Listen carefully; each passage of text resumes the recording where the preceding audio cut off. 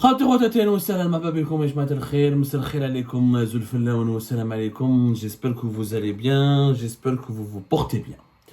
Il y a un passage du dernier discours d'Abdelmajid Tebboune prononcé le 1er mai à la Maison du Peuple, qui est le siège de l'Union Générale des Travailleurs Algériens, qui a suscité énormément le buzz. À la fois la polémique, le buzz, il a soulevé des interrogations et des questions.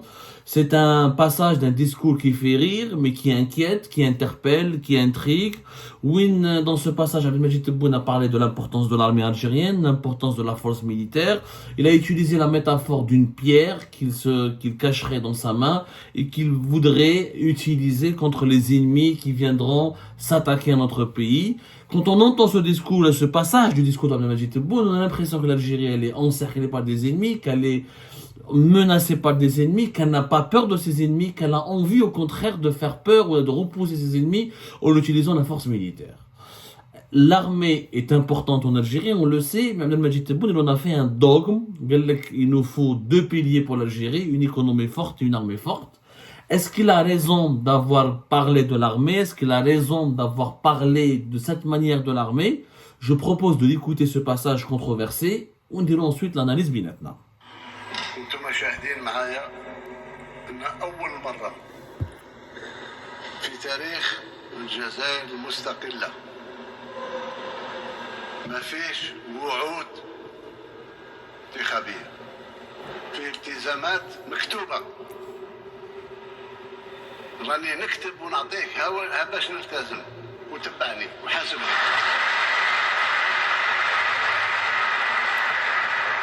كل شيء اللي نقوم به التزمت به كتابيا، والحمد لله بتوفيق من الله ومساعدة تاع الوطنيين الأحرار وصلنا إلى نتيجة.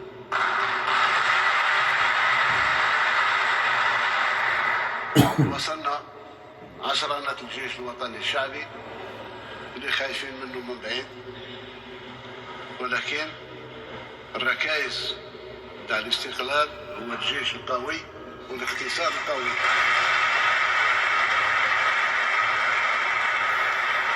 ما عندنا حتى عقدة في هذا المجال، ما عندنا حتى عقدة. هذا هو تجيني بالكلام الحلو، معليش كلامك راني نديرو على جهه وصحني شاد حجرة في ايدي تخرج على الصف نعطيك.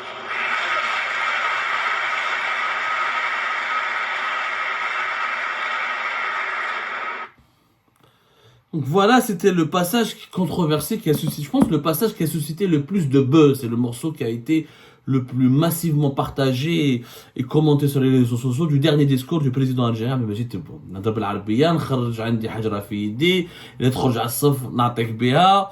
Donc c'est assez agressif, c'est un langage très populiste, très direct.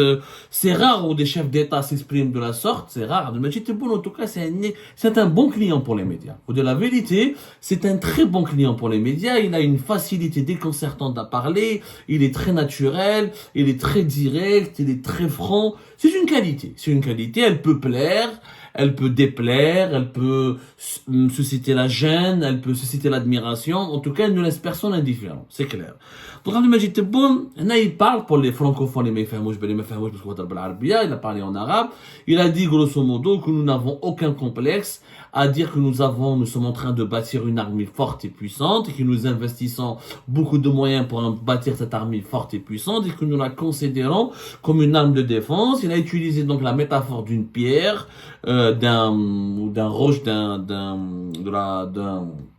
d'une pierre, voilà, d'un caillou. Voilà, plus exactement, d'un caillou qu'il cacherait dans sa main. Et si quelqu'un donc sort des rangs, d'un ennemi ou le menace ou là, on va le frapper avec ce caillou-là qui serait l'armée. Bon, la métaphore est effectivement bizarre. C'est que si on investit pour bâtir une armée forte et puissante, on la compare pas à un caillou, parce que caillou, ça nous rappelle la période du Moyen-Âge et de la préhistoire. Généralement, celles et ceux qui utilisent des cailloux pour se défendre, ça nous rappelle les pauvres Palestiniens qui luttent contre l'armée israélienne, une armée hyper puissante, technologique, et face à laquelle il y a des populations pacifiques, des populations désarmées, pacifiques, oui, qui voulaient contester pacifiquement, qui étaient contraintes donc pour se défendre et pour dénoncer l'occupation israélienne de la Palestine. Palestine d'utiliser des pierres et des cailloux. C'est la première image qui nous revient à l'esprit. L'utilisation des pierres et des cailloux, c'est la Palestine. C'est dans les émeutes, dans certaines dictatures, on l'utilise. C'est la Kabylie de 2001. Les pierres et les cailloux contre les cocktails Molotov contre les forces de services de sécurité du régime algérien lorsqu'il y avait l'assassinat d'un jeune originaire d'un jeune Kabyle, voilà, disons la vérité, Massini Saguermah. C'est ça l'image qui nous vient à l'esprit. Une armée puissante, c'est pas un caillou, c'est des missiles, c'est des drones, c'est des avions supersoniques, c'est des missiles continentaux, c'est l'arme nucléaire. La bombe atomique, oui, mais un caillou, c'est d'une drôle d'expression. Mais bon, qu'est-ce qu'il voulait dire Abdelmajid Tebboune? Il faut être dans sa tête. Ce qu'on sait, c'est qu'Abdelmajid Tebboune, c'est quelqu'un de très populaire, de populiste, on peut le classer de populiste. C'est-à-dire qu'il essaie de parler un langage compris par tout le monde, il essaie de faire rire, de provoquer, de faire réagir, en utilisant des expressions ou là des mots que le peuple peut comprendre, que les masses populaires peuvent comprendre. Et le populisme, c'est quoi?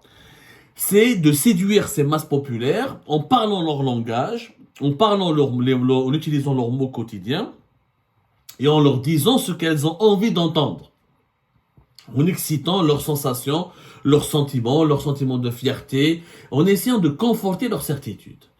Et c'est ce que fait Abdelmajid Tebboune, c'est vraiment du populisme. Mais est-ce qu'il a tort? Il n'a pas tort dans le principe. Il est clair que tous les pays du monde qui soient modernes et développés, il leur faut une armée forte. C'est une évidence qu'un pays fort, c'est une armée forte et une économie forte. C'est une évidence absolue. Sauf que Abdelmajid Tebboune est maladroit dans son illustration de la force. Encore une fois, un caillou c'est pas de la force. اذا انت عندك un caillou انت عندك حجره باش تضرب فيها واحد يخرج من الصف اذا هذا اللي راهو جاي لنا l'ennemi de l'Algérie s'il a un missile ou là des drones ou là une bombe nucléaire, si l'Algérie va se défendre avec un caillou, c'est quand même maladroit. Donc la maladresse, et je pense qu'elle est inconsciente. Abdelmajid Tebboune n'a pas voulu se rabaisser, ni rabaisser l'image de l'armée, ni rabaisser la puissance de l'Algérie. Certainement, il voulait dire que nous pouvons nous défendre, nous avons des armes pour se défendre, et on peut faire mal à nos ennemis quand ils vont nous menacer. Ceci dit, il a été maladroit parce que justement, dans son inconscient, il est victime de cette pensée des années 70 et des années 60, d'un monde qui est totalement dépassé, que qu'une armée forte serait celle qui dispose d'armes traditionnelles, d'armes conventionnelles. Or, aujourd'hui, la puissance militaire n'est plus dans les armes conventionnelles. Et c'est ça le problème de l'Algérie. C'est que oui, pour une économie forte, ça c'est évident. Oui, pour une armée forte, ça c'est évident. Le problème de l'Algérie, c'est que nous avons toujours privilégié l'armée au détriment de l'économie. Et je suis désolé, nous n'avons pas encore une armée forte. Une armée forte, c'est d'abord une armée sophistiquée, une armée moderne, une armée technologique. Or, l'armée algérienne et le président algérien lui-même, quand on parle de l'armée, on utilise toujours des arguments qui nous rappellent un temps dépassé. Les cailloux, la pierre, le caillou dans le cas de Tebboune. Quand on voit les démonstrations militaires en Algérie, c'est quoi? C'est des exercices militaires. Ils جيبوا des gens musclés on dirait un film de Bruce Lee, etc. Alors que le monde d'aujourd'hui, ce n'est plus les soldats musclés. Nous sommes dans le monde des drones, des soldats robots, dans le monde de la 5G, de l'espionnage, dans le monde des missiles téléguidés, dans le monde des drones téléguidés, dans le monde de la guerre technologique. On le voit en Ukraine. La guerre en Ukraine, ce n'est plus la guerre traditionnelle. Ça ne sert à rien d'avoir des soldats algériens très musclés et bien entraînés s'ils doivent affronter des robots, des logiciels, des virus, de la cyberguerre, des drones, des missiles téléguidés, des avions supersoniques. Ce qu'on aimerait, c'est d'avoir une armée moderne.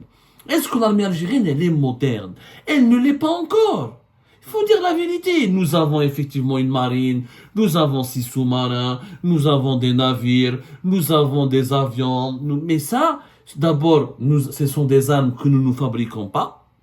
Donc, on importe toujours des armes Et on le sait tous, c'est un secret de polichinelle. Les grandes puissances militaires qui fabriquent des armes ne vendent pas aux autres pays les armes les plus puissantes, parce que les armes les plus puissantes et les plus novatrices, ils les gardent pour eux-mêmes. La Russie garde pour elle-même ces armes-là, la Chine garde elle-même pour ces armes-là. Et donc, ce sont des armes conventionnelles dans lesquelles il n'y a absolument aucune participation algérienne dans leur fabrication. Donc, le génie algérien n'y est pour rien. De deux, ces armes, elles sont forte présence en abondance. Plusieurs pays à travers le monde sont militarisés et dépensent beaucoup d'argent pour leur armée. Et ce ne sont pas ces armes qui garantissent une victoire finale. Donc, prenons des exemples. Prenons l'Arabie Saoudite. L'Arabie Saoudite, elle a dépensé en 2023 plus de 75 milliards de dollars pour son armée.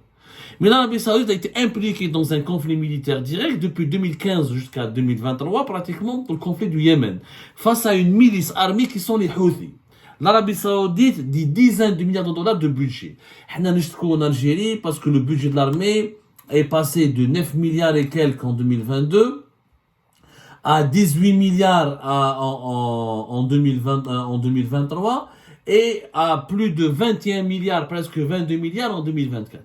En Arabie Saoudite, on parle de 75 milliards de dollars. Et les budgets de l'armée saoudienne ont toujours été dans le 50, 60, 70 milliards de dollars. Mais au Yémen, l'Arabie Saoudite n'a jamais gagné contre les milices Houthis. Les Houthis balèguent leur budget même pas de 1 milliard de dollars. C'est une milice entraînée. Les Saoudiens, les Émiratis, les pays du Golfe, le Maroc les a aidés, l'Égypte les a aidés, le Soudan les a aidés. Et de 2015 jusqu'à 2022, une guerre atroce au Yémen qui a fait 300 000 morts. Ce sont les Houthis qui ont gagné. Ils ont empêché la coalition menée par l'Arabie Saoudite et les Émirats de recoloniser, de reconquérir le pays, d'imposer un gouvernement qui leur est propre. Et les Houthis ont continué de dominer la majorité des grandes villes du Yémen et la majorité du territoire yéménite. Où chauffent les Houthis lors de la guerre, depuis le début de la guerre à Gaza, les Houthis, avec leurs simples moyens, ont perturbé le passage le passage au niveau du carrefour maritime le plus important du monde, qui est la mer Rouge, au niveau du passage entre le Yémen et la corne de l'Afrique de l'Est. Où les bateaux passent par le canal du Suez, au niveau de l'Égypte, où ils payent cher pour passer par ce canal. Ils doivent passer par le petit passage qui sépare le Yémen de la corne de l'Afrique de l'Est, pour ensuite aller vers l'Inde, la Chine et l'Asie du Sud-Est, etc. Les opérations de piraterie, les opérations de sabotage des navires, les attaques contre les navires, avec de simples barques, des fois avec des drones, des fois avec des missiles d'une certaine très simple à fabriquer. Ils ont fait plus de mal aux puissances mondiales qu'une armée aussi bien équipée, ou là aussi aussi riche que l'armée saoudienne. Ça ne veut rien dire. Une armée forte, ce n'est pas beaucoup d'argent à dépenser et des importations permanentes d'armes fabriquées à l'étranger, donc une dépendance au niveau de l'armement vis-à-vis des étrangers, et ce n'est pas des démonstrations musclées qui ne mènent à rien. شفنا l'Arabie Saoudite, toutes ces وجدات saoudiens في اليمن خسروا la guerre. Les Houthis, ils existent, ils dominent la vie, ils étaient obligés, les Saoudiens à la fin, de négocier des accords de paix avec l'Iran, qui est la principale qui est le principal soutien des Houthis au Yémen, des chiites, qui sont chiites, 40% de la population yéménite pratiquement, et en mars 2023 jusqu'à décembre 2023, les Saoudiens ont dû négocier, ils n'ont jamais pu gagner la guerre. Un autre exemple, l'Irak de Saddam Hussein. Aujourd'hui, moi, l'Algérie de Tebboune, quand je vois Tebboune comment il me parle, il me rappelle Saddam Hussein. Saddam Hussein, il dépensait des milliards de dollars. 27% du budget de l'État à la fin des années 80 de l'Irak était destiné aux dépenses militaires. On est au début de la guerre contre l'Iran. L'Irak dépensait plus de presque 3 milliards de dollars à l'époque. 3 milliards de dollars à l'époque, c'était important. Je ne fais un mot extrêmement important pour un pays de la taille. On pense, si on calcule la valeur des dépenses la valeur des dépenses militaires à l'époque de Saddam Hussein, ça arrivait vers le début des années 90, fin des années 80, l'équivalent d'aujourd'hui de 40 milliards de dollars. C'est-à-dire, c'est deux fois l'Irak de Saddam Hussein dépensé, si on calcule la valeur des budgets la valeur des budgets irakiens de la défense à l'époque, si on les met en parallèle par rapport à la valeur de la monnaie actuellement, parce que la monnaie, le dollar, il a évolué depuis ce jour-là, les paramètres économiques ont évolué, mais c'est l'équivalent de 40 milliards de dollars que dépensait Saddam Hussein pour son armée. C'est 2 fois plus que ce que l'Algérie dépense pour son armée. Saddam Hussein a fait 2 guerres du Golfe. Est-ce qu'il a gagné une guerre? Je fous l'Irak d'aujourd'hui. Il a été laminé, écrasé. Est-ce que l'armée irakienne, qui était présentée comme la plus forte des armées arabes à l'époque, comme l'une des plus fortes armées du monde, est-ce qu'elle a résisté lors des 2 guerres du Golfe que nous avons connues, les années, notamment la première au début des années 90? Rien du tout, Yajma. L'Irak s'est effondré comme un château de sable. Pourquoi? Parce qu'encore une fois, avoir de l'argent, avoir des armes conventionnelles ne sert à rien, puisque tu vas affronter des puissances militaires qui eux-mêmes sont les principaux fabricants de ces armes conventionnelles et qui sont elles-mêmes les détenteurs de technologies et qui sont plus dans une confrontation directe. Tu n'es pas gagnant. Donc, quelles sont les conclusions de l'exemple de la Libye, aussi, Kadhafi dépensait des milliards pour son armée, et quand il est mort il a été assassiné comme un malpropre, comme un voleur, comme un rat, il a été assassiné en plein public. Ça lui a pas servi grand chose, son armée. Les armées, leur puissance, la puissance militaire ne veut rien dire. C'est la puissance technologique qui veut dire des choses. Tant que tu ne fabriques pas tes propres armes, tant que tu n'as pas ta propre souveraineté au niveau de la fabrication des armes, et finalement, tant que tu n'as pas l'arme nucléaire, tu es perdant. Aujourd'hui, je vois la différence entre l'Irak de Saddam Hussein et l'Iran des Mollahs, la République islamique de l'Iran. Pourquoi aujourd'hui les États-Unis ne sont pas favorables à une agression directe de l'Iran? Parce que l'Iran je pense qu'elle a la bombe atomique, elle ne veut pas l'assumer, mais elle est capable de fabriquer la bombe atomique. C'est pour ça que les États-Unis d'Amérique ne veulent pas laisser Israël ou former une coalition pour attaquer directement l'Iran. Parce que l'Iran pourrait riposter par une arme atomique, ce qui pourrait causer des dégâts. Par contre, Saddam Hussein, c'était un bédouin, il achetait que des armes conventionnelles qu'on le peut trouver un peu partout à travers le monde. Donc ils l'ont écrasé en quelques mois. La première guerre du Golfe, elle a duré quelques mois. Elle a commencé du 2 août 90 au 28 février 1991. Et encore, l'intervention américaine a pu commencer en janvier 91. Donc c'était vraiment quelques mois. Mais l'Iran, on n'ose pas s'attaquer à l'Iran parce qu'elle a l'arme nucléaire. Maintenant, l'Algérie, si elle veut avoir une armée forte, il faut qu'elle ait une arme nucléaire, pas un caillou. Un caillou, les efforts actuels consentis par l'armée algérienne ne nous permettent pas d'être vraiment protégés. Dans une guerre directe face à un ennemi puissant, armé, mieux armé que nous, on peut résister, mais on va subir énormément de dégâts et on n'a pas de chance de gagner. Maintenant, si on fait comme les Iraniens, on développe un programme de fabrication, de construction d'armes nucléaires, on dit que oui.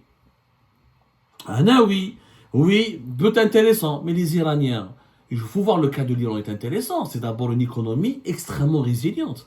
Les Iraniens fabriquent leurs propres voitures. Les Iraniens fabriquent énormément, ils ont leur propre technologie. Les Iraniens ils ont fait leurs bombes, ou là ils sont en train de préparer leurs bombes nucléaires avec leurs propres scientifiques, avec leurs propres savants. Les Iraniens fabriquent leurs propres médicaments. L'Iran, elle est souveraine, il a une industrie développée dans pas mal de secteurs. Donc, l'Iran, c'est grâce à son infrastructure économique et à son infrastructure scientifique qu'elle s'est permise le luxe d'entretenir une armée qui pourrait fabriquer l'arme nucléaire. Mais ce n'est pas le cas de l'Algérie.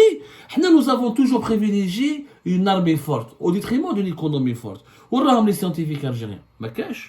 Quelques-uns travaillent pour l'armée algérienne, la majorité sont exilés. Est-ce que l'Algérie a la capacité de fabriquer la bombe nucléaire? Malheureusement, loin. On fabrique dans l'armée algérienne quelques outils, on fait du montage de quelques véhicules blindés, quelques clashs, quelques armes automatiques. Mais c'est pas ça, la puissance militaire. C'est pas ça une économie forte, Yajma. C'est pas ça une armée forte. Par contre, si on avait investi dans la recherche scientifique, dans les universités, dans les entreprises privées, ce sont ces gens-là. Parce que la fabrication des armes, c'est une industrie. Là, c'est une industrie. La Russie, il y a des groupes privés, des groupes publics.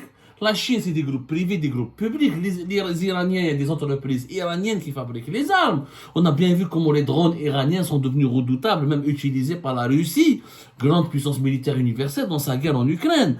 Il faut avoir un complexe industriel. Finalement, une armée forte, sans complexe industriel, ne vaut rien. On n'a pas le complexe industriel. On a pour quelques tubes, ou là pour des produits de base, ou là pour des machines de base, on est obligé de les importer. Tu ne viens pas me parler d'une armée forte. Tu pourras avoir une armée forte, il faut un complexe industriel ou militaire. Et s'il faut d'abord un complexe industriel, un pays qui n'est pas capable d'avoir sa véritable industrie, ne peut pas avoir sa véritable une industrie militaire. Et donc c'est l'économie forte, c'est l'industrie forte. Ensuite l'armée forte. Maintenant en Algérie on a fait des choix. Tebboune il investit beaucoup sur l'armée, mais on n'investit rien sur l'industrie. Il n'y a aucun projet d'investissement. Il n'y a aucune fabrication réelle. Il n'y a aucune innovation technologique. Les universités algériennes continuent de fuir le pays. Les laboratoires des universités algériennes sont toujours des œuvres, ils sont toujours vides, ou là, désaffectés, ou là, sans aucun moyen, ou là, avec très très peu de moyens. Donc on ne peut pas avoir une armée forte.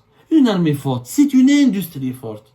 Donc nous ne sommes pas souverains. Il faut arrêter de faire croire. On est en train de faire, on fait aux Algériens ce qu'on a fait aux Irakiens dans les années 80, les années 90. En leur faisant croire qu'ils ont une armée forte qui peut résister aux puissances occidentales. Ce n'est pas le cas. Ça n'a pas été le cas. Où nous avons bien vu comment l'Irak a été détruit, s'est retrouvé tout seul, détruit, envahi. Détruit, totalement envahi. Donc, encore une fois, nous sommes pour une Algérie forte. Mais il ne faut pas se tromper de choix. L'armée forte, c'est une industrie forte. Aujourd'hui, l'armée algérienne, c'est une armée de pacotille. Il faut dire la vérité, il faut arrêter de mentir.